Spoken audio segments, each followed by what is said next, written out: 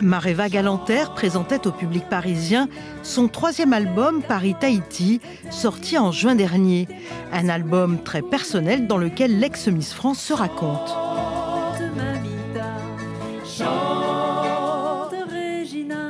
C'est vraiment la rencontre de mes deux cultures. C'est la fille que j'étais avant, que je n'ai cessé d'être évidemment, mais c'est ma culture polynésienne, mes origines, les traditions, les sons traditionnels que j'aime, qui me donnent la chair de poule encore, qui me font vibrer, et la parisienne que je suis devenue.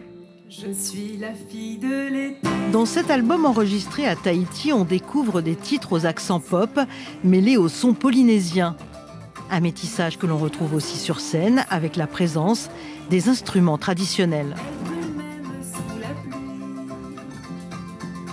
C'est un joli mariage, en tout cas moi, qui me plaît beaucoup. Et chaque culture a réussi à se marier avec l'autre. En fait, il y a quelque chose de très doux qui s'est fait. Il y a une jolie rencontre. Histoire d'une fille face à la... Autre jolie rencontre, celle de Mareva avec Elena Nogueira. Les deux chanteuses ont participé au spectacle Les Parisiennes en 2018. De là est née une amitié. La chanteuse polynésienne a raconté son île et ses souvenirs d'enfance à Elena, qui a écrit les textes.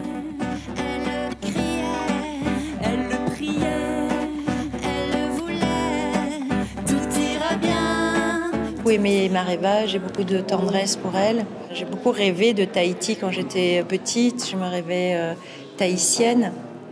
Et donc, ben voilà, tout était concomitant. Mareva Galanter avait tout simplement envie de montrer son attachement à la Polynésie, en reprenant des chansons de son enfance. Cette culture, elle est ancrée en moi depuis toujours.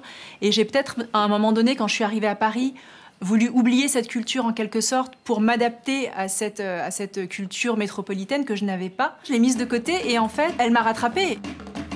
Finale en apothéose pour Mareva, qui a montré qu'elle sait non seulement chanter, mais aussi danser.